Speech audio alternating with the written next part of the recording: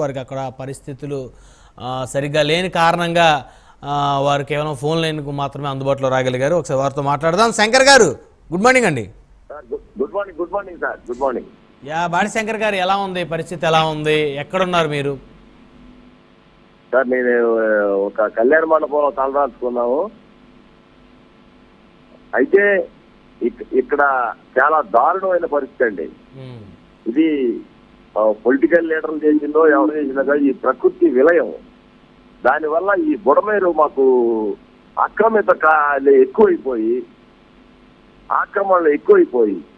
ఈ బుడమేరు రావడానికి కారణం ఒకటేనండి. అది ఎక్కడైతే బుడమేరు ఉందో అదంతా ఆక్యుపేషన్ చేయించారు. దానివల్ల మాకు బుడమేరు విపరీతమైన ఫ్లోటింగ్ వచ్చింది. అట్లాగే తెలంగాణలో వర్షాలు పడడం వల్ల, తెలంగాణలో వాగులు వంకలు కొట్టుకు రావడం వల్ల మాకు వరద బాగా విపరీతం ఎక్కువైపోయి 8-9 అడుగుల లోతులో ఇళ్లలో నుంచి బయటకు వచ్చేసామండి.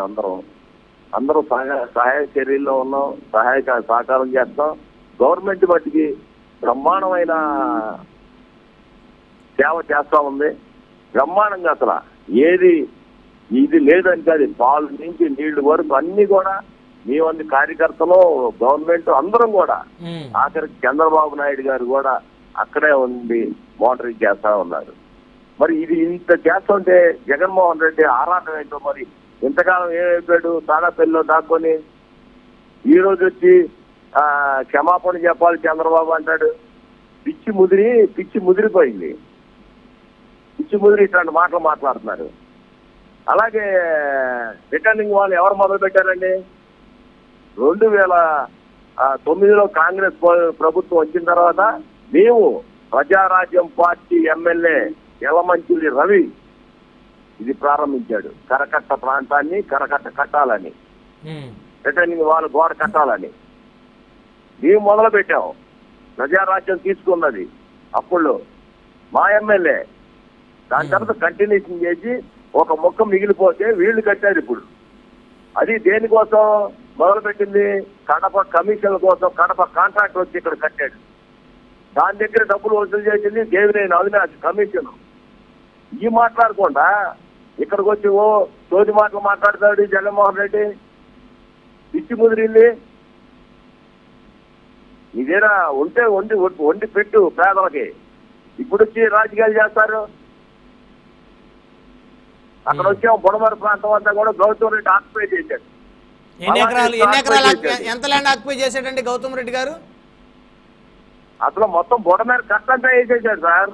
1 ఎకరాలు 2 ఎకరాలు కాదు, అది 60,000కి 70,000కి లక్షలకి 5 లక్షలకి 10 లక్షలకి ఒక్కొక్క మొక్క అమ్ముకుంటూ వచ్చారు వాళ్ళు.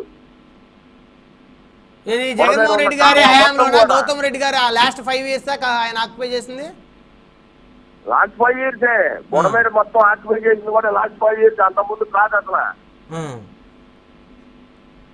హైదరాబాద్ పెట్టి కొట్టిపారేసాలి ఇదంతా కూడా. మీ ముఖ్యమంత్రి గారు కూడా నేను చెప్పాను, హైదరాబాద్ పెట్టేసేయండి హైదరాబాద్ లాగా ఎక్కడని. ఇంటి జరుగుతుంటే ఇక్కడికి వచ్చి ఫోటోల కోసం ఇవాళ సాక్షి పేపర్ చూడండి. ఇవాళ సాక్షి పేపర్ చూడాలి ఎలా ఐటమ్ ఎంత కొట్టారు, ఎంత దారుణంగా కొట్టారు. ఇంటికి పోలాయలకి ఏం క్షమాపణ చెప్పాలంట, ప్రచారం కోసం ఆరాటం పడతారు.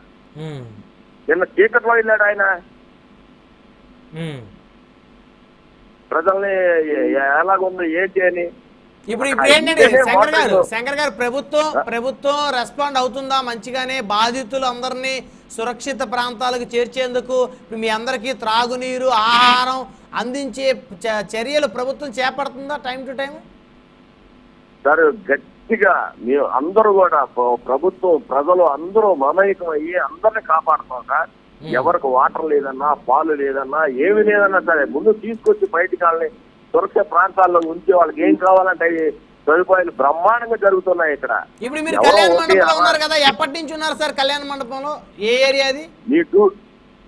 మీ ఉన్నది భవానీపురం కళ్యాణ మండపం లాస్ట్ అండి. అది అక్కడ సురక్షితంగా ఉంటుందా ప్రదేశం? కొద్దిగా హైట్ లో ఉంటుంది, అది అందులో ఉన్నాం అందరం. ఇప్పుడు మీ అందరికి భోజనాలు కానీ టిఫిన్ కానీ వచ్చాయా? పొద్దున టిఫిన్ వచ్చాయా? మొత్తం గవర్నమెంటే. టిఫిన్ ఏంటి, పాలు ఏంటి అన్ని ఓకే. అందుబాటులో ఏవైతే ఉన్నాయో అన్ని బిస్కెట్ ప్యాకెట్లతో సహా కొవ్వొత్తులు కూడా ఇచ్చామంటే రాత్రి ప్రతి ఇంటికి. కరెంట్ లేదు కదా మాకు, అవును.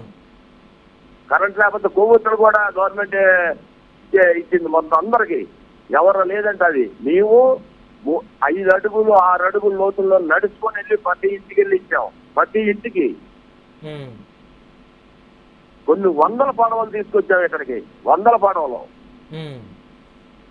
ఇవన్నీ చేస్తా ఉంటే మతి భ్రమించి మాట్లాడుతున్నారే తప్పితే రాజకీయ పార్టీలు అంటే ఏంటి? ఇలాంటి వచ్చినప్పుడు సేవ చేయాలి, ఒకరి మీద నింద వేయకూడదు.